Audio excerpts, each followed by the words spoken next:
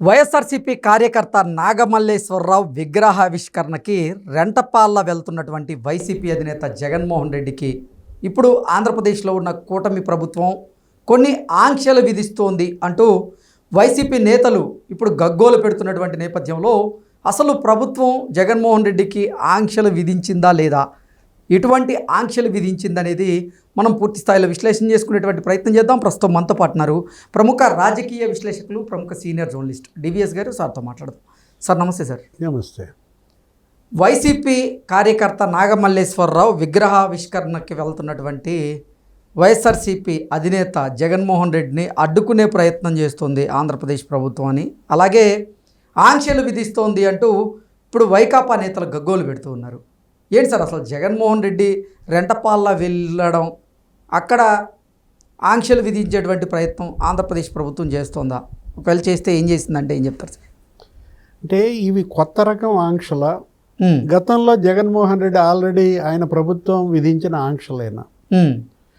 ఎందుకంటే జగన్మోహన్ రెడ్డి సీఎంగా ఉన్నప్పుడు అప్పుడు తెలుగుదేశం పార్టీ నాయకులపై ఆంక్షలు, జనసేన నాయకులపై ఆంక్షలు మనం చూసాం. యువగళం పాదయాత్ర, నారా లోకేష్కి ఆ రోజు మరి పర్మిషన్ ఇచ్చేటప్పుడు ఏ ఆంక్షలు అయితే పెట్టారో లేదు. అసలు చంద్రబాబు నాయుడు మాజీ ముఖ్యమంత్రి, మాజీ ముఖ్యమంత్రిగా ఆయన కుప్పం పర్యటనలో అడ్డంకులే. ఆయన చెలో ఆత్మకూరు పిలిపిస్తే ఆ రోజు అసలు ఆయన ఇంట్లో నుంచి బయటకు రానిలా. అసలు ఆయన ఇంటి దగ్గర ఒక పెద్ద యుద్ధం, పోలీసులంతా ఆయన ఇంటి గేట్లకి తాళ్లు కట్టేశారు. ఆ రోజు ఆయన అగ్రహోదగ్రుడయ్యాడు. నా ఇంటి గేట్లకి కట్టిన ఆ పసుపు తాళ్లే మీ పాలిట ఉరితాళ్ళు అన్నాడు. ఎవరు? చంద్రబాబు అప్పట్లో. లేదు అసలు మన పవన్ కళ్యాణ్, జనసేన చంద్రబాబుని అరెస్ట్ చేస్తే ఆయనకి సంఘీభావం చెప్పడానికి వస్తే ఆయన అసలు రాష్ట్రంలోకి రానివ్వలేదు. ఏ ఆంక్షలు? ఒక పార్టీ అధినేత, ఒక సెలబ్రిటీ, ఒక సినిమా యాక్టర్, అతను తన రాష్ట్రంలోకి వస్తుంటే రానివ్వకపోతే ఆ రోజు సరిహద్దుల్లో ఏం చేశాడు? అడ్డంగా పడుకున్నాడు. అడుగడుగునా పవన్ కళ్యాణ్ పర్యటనలపై అప్పట్లో ఆంక్షలు. సార్ ఇప్పుడు ఆయన విశాఖ ఎయిర్పోర్ట్లో దిగాడు, ఎయిర్పోర్ట్ల నుంచి బయటకు రానిలేదు. అవును. అక్కడి నుంచి అసలు ఆయన హోటల్కి వెళ్తే ఆ హోటల్లో నుంచి బయటకు రానివ్వలేదు. ఈ మార్గ మధ్యమంలో ఎవరు ఆయన ఫ్యాన్స్ ఆయనకి చెయ్యి ఊపితే ఈయన బదులుగా మళ్ళీ అభివాదం చేయడానికి చెయ్యి ఊపుతుంటే ఆ లోపల ఉన్నటువంటి ఆ విశాఖ అసిస్టెంట్ కమిషనర్ ఆ చెయ్యి పట్టుకుని లాగాడు. ఎవరిని? పవన్ కళ్యాణ్. ఇప్పుడు జగన్మోహన్ రెడ్డి ఇవాళ రెంటపాళ్ళ పర్యటన ఆంక్షలు అనగానే జనానికి గుర్తొచ్చేదేంటి? గతంలో ఏంటో అంతే కదా. ఇప్పుడు ఇవాళ జగన్మోహన్ రెడ్డి కావచ్చు, వైఎస్ఆర్ కాంగ్రెస్ పార్టీ కావచ్చు, వాళ్ళ సోషల్ మీడియా మరి గందరగోళం చేస్తోంది, గగ్గోలు పెడుతోంది. అసలు గంగ వెర్రులు ఎత్తిపోతున్నారు సార్. అలా మీడియాలో కూడా ఏమని, అసలు ఇది ఏంటి, అసలు స్వేచ్ఛ లేకపోతే ఇదేనా రాజ్యాంగం మనకు కల్పించిన హక్కులు? అప్పుడు రాజ్యాంగం అదేంటి రాజారెడ్డి రాజ్యాంగం అన్నారు, ఇప్పుడు ఇదేంటి వీళ్ళది అంబేద్కర్ రాజ్యాంగం అని చెప్తున్నారు. ఇప్పుడు మనం ఒక్కసారి తీసుకుందాం.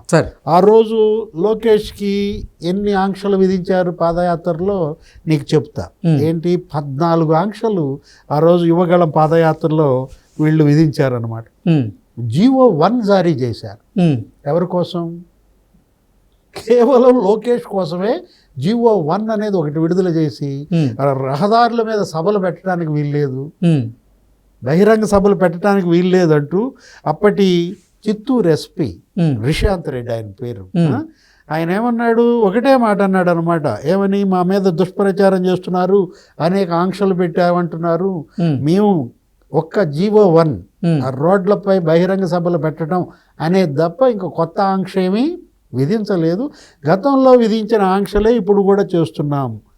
డీజే సిస్టమ్స్ బంద్, లౌడ్ స్పీకర్ల వినియోగం బంద్, సింగిల్ సౌండ్ బాక్స్ సిస్టమ్ అది కూడా తక్కువ శబ్దంతో వినియోగించాలి.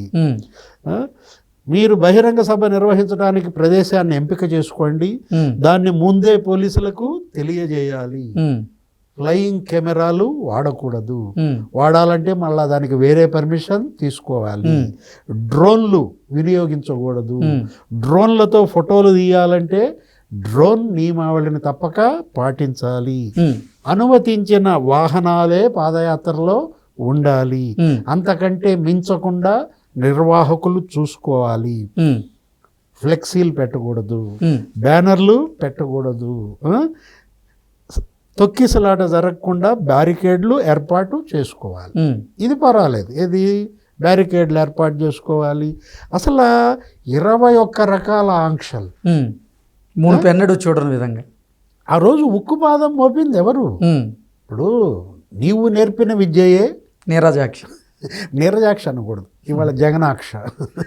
ఇవాళ ఏంటంటే జగన్మోహన్ రెడ్డి లేకపోతే ఆయన పార్టీ నాయకులు ఎందుకు ఇవాళ ఈ రెంటపాళ్ల పర్యటనకు తీసుకోవాల్సి వచ్చిందంటే, మొన్న తెనాలి పర్యటనలో మీరు చేసిన వీరంగం, ఉమ్, పోలీసుల్ని ఉద్దేశించి రెచ్చగొట్టడం, ఉమ్, అక్కడ పోలీసుపై హత్యాయత్నం, ఉమ్, చంపాలని చూస్తే అక్కడ ఉన్నటువంటి ఆ రౌడీ షీటర్లు 4 ఉమ్, వాళ్ళ మీద 3 జిల్లాల్లో 6 స్టేషన్లలో ఒక్కొక్కడి మీద డజన్ల కేసులుంటే ఉమ్, వాళ్ళనేదో భయపెట్టడానికి, ఇతరులకు ఒక హెచ్చరిక చేయటానికి కొట్టారు. సరే. రోడ్ల మీద కొట్టడం తప్పే, దాని వెనుక ఉద్దేశాన్ని అర్థం చేసుకోవాలి. ఉమ్, కొడితే వాళ్ళ పరామర్శకి జగన్మోహన్ రెడ్డి వెళ్ళడం, ఉమ్, వెళ్ళి పోలీసుల్ని బట్టలు బిదిస్తంత, 7 సముద్రాల అవతలున్న లాక్కొస్తా ఉమ్, అంటూ పోలీసుల మీదకి తన క్యాడర్ని రెచ్చగొట్టడం. ఉమ్, పోలీసులు ఎవరు?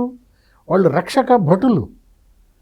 అసలు ఆ చెవిరెడ్డి భాస్కర్ రెడ్డి ఇంకొక అడుగు ముందుకేశాడు. ఉమ్, అతనేం చేశాడు? అసలు పోలీస్ స్టేషన్ మీద మొన్న దాడి చేశాడు. ఉమ్, పొదిలి పోలీస్ స్టేషన్ మీద, అసలు అక్కడ ఉన్న సిఐ మీద దౌర్జన్యం. ఉమ్, అంబటి రాంబాబు పట్టాపురం సిఐ మీద అతను ఏ నువ్వెంత అంటూ ఆ వీడియో నువ్వు చూసే ఉంటావు. ఉమ్, చిలకలూరుపేట రజని, అక్కడ ఉన్న సిఐ ఉమ్, సుబ్బారాయుడు, అతని జీపులో ఒక నిందితుడిని దాచిపెట్టారు, అతని హ్యాండ్ ఓవర్ చేయమని అడుగుతాడు. ఉమ్, డోంట్ టచ్ మై కార్ అంటది.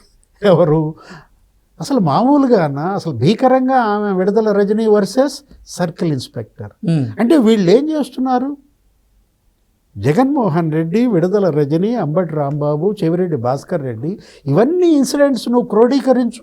ఉమ్, ఒక రకంగా సివిల్ వార్ క్రియేట్ చేస్తున్నారు. ఓకే.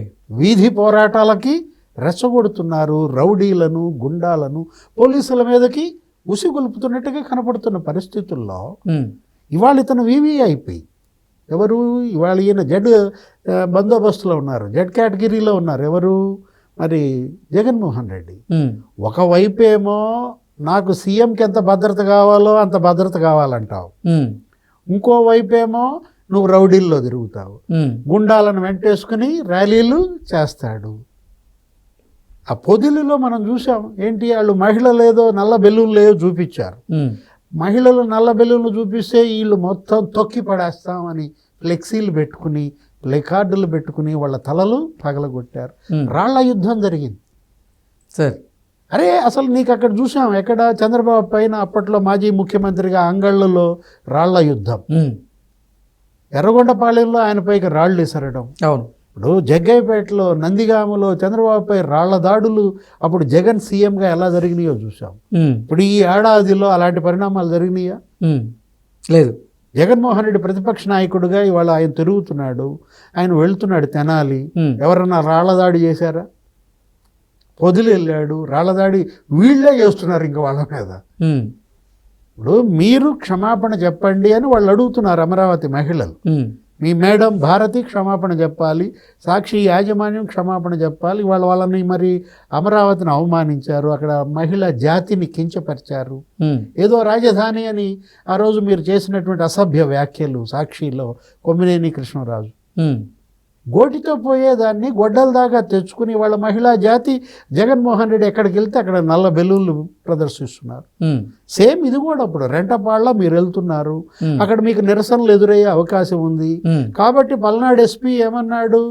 తక్కువ మందితో రండి, ఉమ్, 3 వాహనాలు పెట్టుకోండి, లేకపోతే 100 మంది కన్నా ఎక్కువ మంది కాన్వాయ్లో లేకుండా చేసుకోండి. అంటే తప్పేంటి? ఉమ్, అంటే ఇవి ఆంక్షలు, ఇవి రాజ్యాంగంపై ఉక్కుపాదమా? ఉమ్, ఇప్పుడు నువ్వు పెట్టిన ఆంక్షలు, ఇప్పుడు ఇందాక నీకు చదివి వినిపించా, లోకేష్ పర్యటన మీద 14 ఆంక్షలు పెట్టినప్పుడు ఈ బుద్ధి ఏమైంది? ఉమ్, ఇప్పుడు తన దాకా వస్తే కానీ తెలియదంటావా నొప్పి? ఓకే. ఇప్పుడు నీకు ఇంటి గేటుకు తాళ్ళు కట్టారా? ఉమ్. ఇన్ని పర్యటనలు ఏడాదిలో చేశాడు కదా. పులివెందులు వెళ్తాడు ప్రతిరోజు, తాడేపల్లి విమానం ఎక్కుతాడు, గన్నవరం వచ్చి యలహంక వెళ్తాడు, ఉమ్. మళ్ళీ యలహంక నుంచి ఇక్కడ దిగుతాడు. ఎక్కడన్నా ఈయన ఇంటి గేట్లకి తాళ్ళు కట్టారా? ఉమ్. ఆ రోజు చంద్రబాబు ఇంటి గేట్లకి తాళ్ళు కట్టావు కదా. ఉమ్. అంటే ఇవాళ ప్రజలు నీ పాలన ఎలా ఉంది, చంద్రబాబు పాలన ఎలా ఉంది, ఇవాళ బేరీజు వేయాల్సింది, డిసైడ్ చేయాల్సింది తెలుగుదేశం కాదు, వైసీపీ కాదు, ప్రజలకు. Okay. Okay sir, thank you so much.